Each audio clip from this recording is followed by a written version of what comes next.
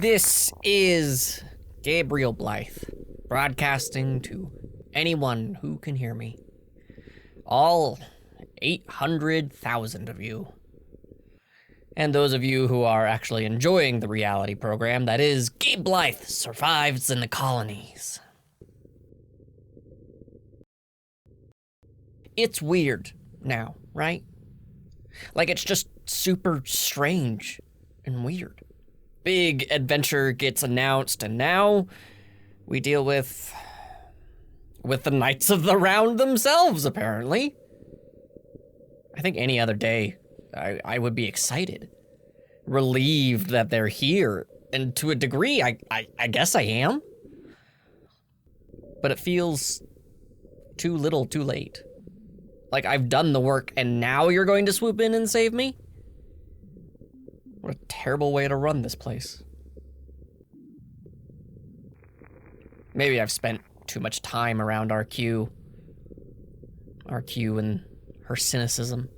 How is RQ doing, you ask? Well, to put it simply, the journey we went on, we found something. Something that was destroyed. Nothing but a literal shadow stains on every wall around it. But I won't go into that too much right now.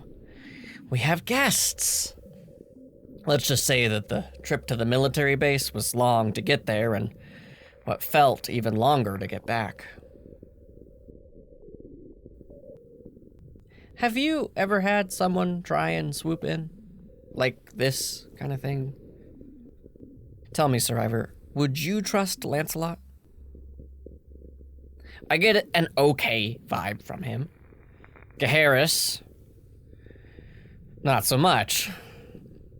She seems to have secrets that are secret. They also don't look anything like I expected. I mean, you've seen military folk before. Camo and pouches and backpack. Sometimes that khaki tan color. I'm not into fashion, but it's a look. But these two are walking around like they are literally knights from the old stories, wearing their royal tabard gown thingy, with crests embroidered into each one of them, but slightly different from one to the other. Maybe that's how they tell rank. It doesn't look stealthy or good for deployment.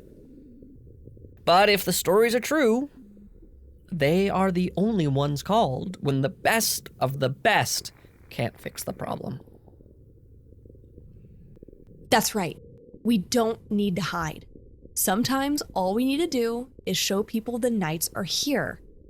Reputation is a powerful tool. Hey there, sir? Lancelot is fine. I get enough formalities from Gaheris. You don't report to me, so my code name is fine. But not your given name? Taken, actually. I gave myself that name, and no. I think we could be friends, but for now, let's keep a little distance. Call it a professional courtesy. Fair enough. I wanted to say I'm sorry for... Say no more. You are angry, and I am still processing myself. We are two human beings on two very different journeys. It just so happens that we both carry baggage that only trained professionals can unpack. It wasn't fair to let my anger out on you, and for that, I'm sorry. Like you said, forgiven. I was angry, but sometimes saying it out loud, that alone is the first step in healing. You said it. So, what can I do for you? Well, Gaheris is going to kill me if I don't do some work based on our mission, and not just sightseeing. Yeah. What all have you looked at? Not much. I want to poke around your downtown area. Temple Square. Lots of pretty architecture, if that's your thing. More of the history bit, but yeah. Right now, I've just been taking in your colonial way of life. Not spent a lot of time in the colonies? Haven't spent a lot of time anywhere. For share and all, I don't think I spent more than 3 nights in a row in my own home. Ugh, that sounds awful. It can be. Some days it's full of adventure. Others, it's being a stand-in for the king. Award ceremonies, PR. There's a few situations where I go as my military presence, but those are few and far between. So, what is your mission then? Oh, you're gonna love it. I just ask you questions. That's it. Huh. The more info I get, the more we understand what we all have in common to keep us cognitive. Is that cool? Are we allowed to broadcast it? Gaheris seems to hate the radio. Forget her. She thinks I might give away our secrets. As if there was an enemy superpower that would learn our secret codes and where our missile silos are and such. You bring up a fair point. I do love answering questions, so I'm happy to answer. Survivors out there, answer along. We'll make it a game. I like the way you think. All right, first question. Blood type. Jeez. I don't think I really know that. Do you know where your doctor's office is? If we have your consent, we can go looking in your medical file. That would probably be smart. You have my permission. Ugh, perfect. That'll answer the primary questions.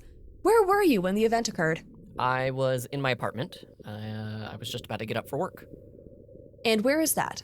It's a place called Kearns, not far from here. It's a small basement apartment. Had the kindest landlord.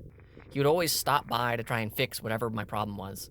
When that didn't work, the thick accent, he would say, "I think we should call someone!" Every single time. I'm surprised you didn't fix it yourself. You're a smart guy. Most of the things I could fix. A leaky faucet, replacement filter. But a bad water heater or HVAC?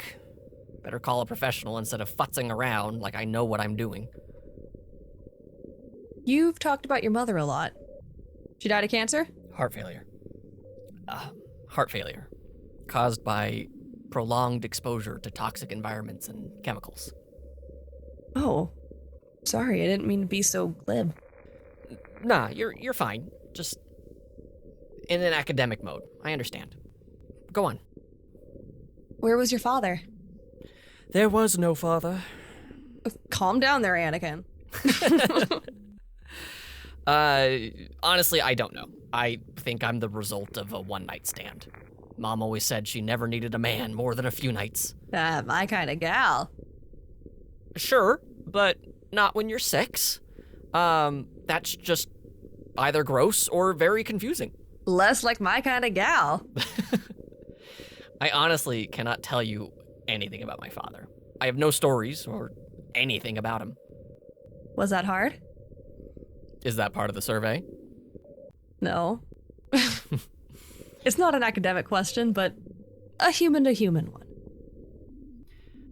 To a degree. A lot of time, you don't even notice what you were missing. But then at the playground, you would see a dad being a dad. You realize you've missed out on something. But then when you realize the life you have, the life you've had, would be so different if you changed any part of the equation. Would I be who I am if I had a father? Would I be kinder? Would I hurt myself when I was 10 jumping from my bunk bed? What toxic things would I have learned from him? How compassionate would I be? All these questions of who I could be. I would rather sit with who I am and learn to be happy with that.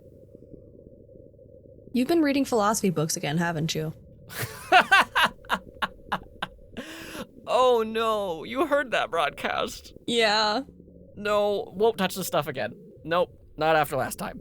I think you've become more grounded in reality as of late. Besides, your power of hiding behind the curtains are over. I can see you now. Dang, and I thought I would start a cult or something. Guess that plan is ruined. Unfortunately. Well, I think that's enough for today. Can I buy you a drink? We can always go over more questions later. Sure things. Let me just do my thing. Can I watch? I legit am a huge fan of it. Weird, but yeah, okay. Well, dear survivors, how did you do on the survey? Do you know your blood type? I'm O positive. Because that means you answered better than me, and doing as good as Lancelot, apparently. Remember, we can focus on the what-ifs and what could have beens. But at the end of the day, that's just a fantasy. I'm grateful you are who you are, that we could do this journey together. And if you want to do this journey in person, you know where to find me. College building, just off state. You aren't alone, and you don't have to be. You truly are a beacon of hope.